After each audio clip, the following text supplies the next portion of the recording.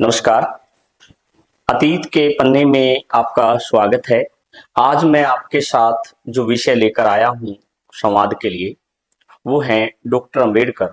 योद्धा एक, मोर्चे अनेक। हम किसी भी व्यक्ति का ऐतिहासिक परिप्रेक्ष्य में मूल्यांकन करते हैं, तो उसके जीवन के विभिन्न घटनाक्रम को समझते हुए उसकी भूमिका को समझने का प्रयास करते हैं। और जीवन भर जिस तरह के कार्य होते हैं वो पहचान का आधार बनते हैं। और मूल्यांकन इस आधार पर भी होता है कि व्यक्ति जिस परिप्रेक्ष्य में आया उस समय का युग, और जिस परिप्रेक्ष्य में गया उस समय का युग, उसमें क्या मुख्य अंतर आया। ऐसे में जब हम महान शब्द प्रयोग करते हैं तो बहुत बार क्या होता है कि महान शब्द विरासत में मिल जाता है, किसी के ऊपर थोप दिया जाता है, और जबकि कुछ व्यक्ति मेहनत करके, काम करके प्रमाणित करते हैं और उसी आधार पर उनका नामकरण इस तरह से किया जाता है। तो ऐसे में ये स्पष्ट है कि जब हम पूरी दुनिया के अलग-अलग लोगों को जानने और समझने का प्रयास करते हैं, तो स्पष्ट है कि कोई शिक्षाविद है तो राजनीतिज्ञ नहीं, राजनीतिज्ञ है तो लेखक नहीं, लेखक है तो समाज सुधारक नहीं, समाज सुधारक है तो विद्वान नहीं,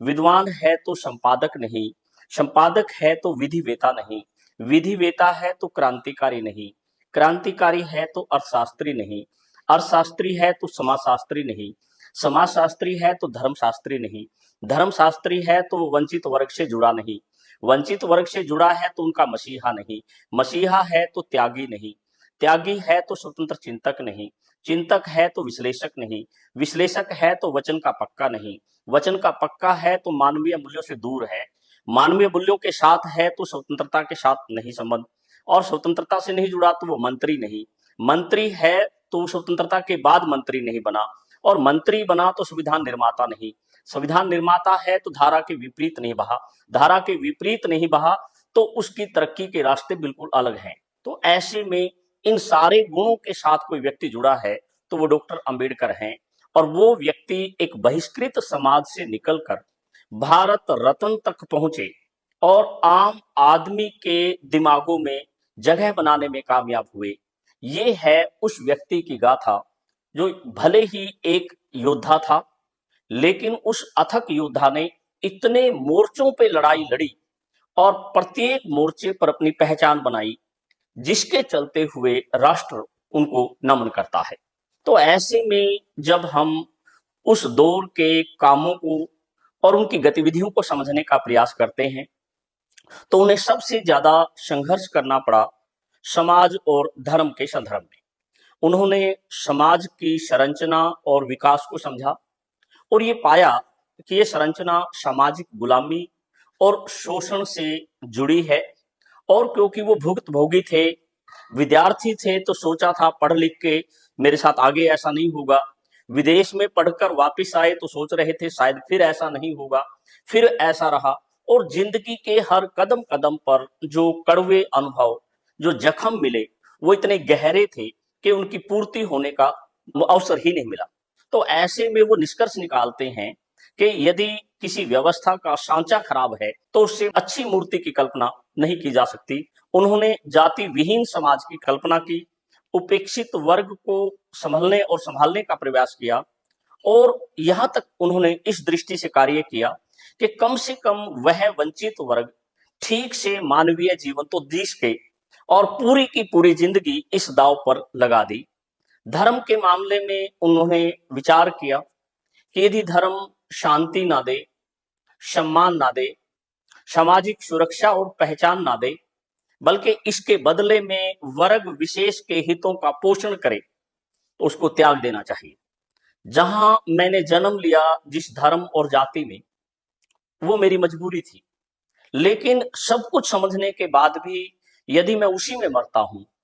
वो मेरी मजबूरी नहीं है, तो क्यों ना मुझे नए ढंग से आगे बढ़ना चाहिए, नए रास्ते खोलने चाहिए। और इसके लिए संघर्ष, संगठन और शिक्षा, तीनों चीजों का संयोजन लेकर वो आगे बढ़े। महिलाओं के बारे में उनका मानना है कि समाज में उनकी स्थिति ज्यादा अच्छी नहीं थी उस दौर में, परिवार में उनकी पहचान बिल्कुल अलग तरह की थी, इस पुरुष प्रधान समाज में कहने के लिए तो ये कहा जाता था कि नारी की पूजा होती है, वास्तव में स्थिति कहने की कुछ और थी और जो स्थितियां थी बिल्कुल अलग थी। तो ऐसे में उन्होंने महिलाओं की जोखिम भरी परिस्थितियों से उनको बाहर निकालकर काम करने की परिस्थितियां दी, वेतन सहित मातृत्व अवकाश उनको मिले, इसके लिए काम किया और समाज में उनका शोषण ना हो और पुरुष के बराबर वेतन पा सके और वो अपनी योग्यता अनुसार पहुंच सके, इसके लिए उन्होंने काम किया। मजदूर के मामले में चाहे वो संगठित हो चाहे वो असंगठित हो, उन्होंने नीतियां बनाई, बीमा की व्यवस्था की, कार्यस्थल के पास आवास व्यवस्था अच्छी हो, इस तरह का प्रयास किया। फैक्ट्री एक्ट लाकर मजदूरों के हितों का संरक्षण करने का प्रयास किया जब वो मंत्री के रूप में थे।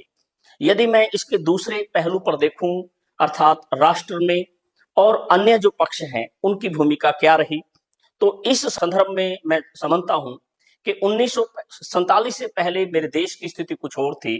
तो उसमें उन्होंने औपनिवेशिक शासन अर्थात अंग्रेजी व्यवस्था को समझा और ये पाया कि ये ऊपरी तौर पर अच्छा और उजाला लगता है, वास्तव में इसकी कहानी कुछ और है और ऐसे में उनसे मांगे मनवानी है लेकिन उनका ऋणी नहीं होना है। वहां पर किसी भी तरह की मजबूरी को प्रदर्शित किए बिना योग्यता और क्षमता के बल पर अपने पक्ष की प्रस्तुति रखनी है और गरिमा का ध्यान रखना है। ऐसे में उस समय की सरकार ने जब उनको सर की उपाधि देने की बात कही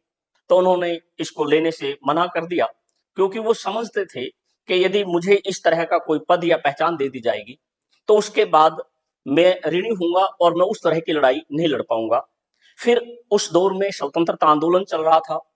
वो उसका बहुत संतुलित मूल्यांकन कर रहे थे, जरूरत पड़ने पर सहयोग भी दे रहे हैं, दूरी भी मेंटेन कर रहे हैं और दोष से भी बच रहे हैं कि उन पर देशद्रोही या ऐसा आरोप ना लगे, लेकिन वो पिछलघु भी नहीं रहना चाहते हैं। और स्वतंत्रता के बाद जब संविधान निर्माण का दायित्व उनको मिला तो उन्होंने विचार किया कि मुझे कल्याणकारी राज्य स्थापित करना है, मुझे प्रजातंत्र को बहुत अच्छी तरह से स्थापित करना है, बहुमुखी संस्कृति को ध्यान में रखते हुए, भारत की जरूरतों का ध्यान रखते हुए व्यवस्थाएं करनी है और मानवतावादी पक्ष को ध्यान में रखते हुए उपेक्षित वर्ग के हितों का ध्यान रखना है। इस बारे में उनको अतीत के अनुभवों का ज्ञान था, उन्होंने उचित ढंग से उनका विश्लेषण किया और यदि कुछ ऐतिहासिक परिप्रेक्ष्य में गलत हुआ है उसको उन्होंने रद्द किया। भावी तौर पर उन्होंने अच्छी से अच्छी योजनाएं बनाई, मानवतावादी दृष्टिकोण अपनाकर वो आगे बढ़े और ऐसे में जब संविधान बन गया तो वो स्वीकार करते हैं कि हम जैसा बना सकते थे बनाया और मैं चाहता हूं कि इसका ईमानदारी के साथ पालन हो। तो उन्होंने मौलिक अधिकार दिए, प्रजातंत्र की एक समुचित बेहतर व्यवस्था की और उसमें हर वर्ग की हिस्सेदारी बराबर हो, इस बात का प्रयास किया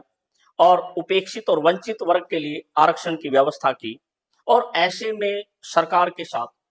सहयोग भी खूब किया और यदि मतभेद रहे तो वो छुपाए भी नहीं और ऐसे में जो जीवन है वो संघर्ष पूर्ण है, मूल्यों से भरा है, आत्मसम्मान की सीख देता है और यूं कहिए कि यदि व्यवहारिक दृष्टि से उस व्यक्ति के योद्धा होने और अनेक मोर्चों पर लड़ने की गाथा को समझना है तो हम कह सकते हैं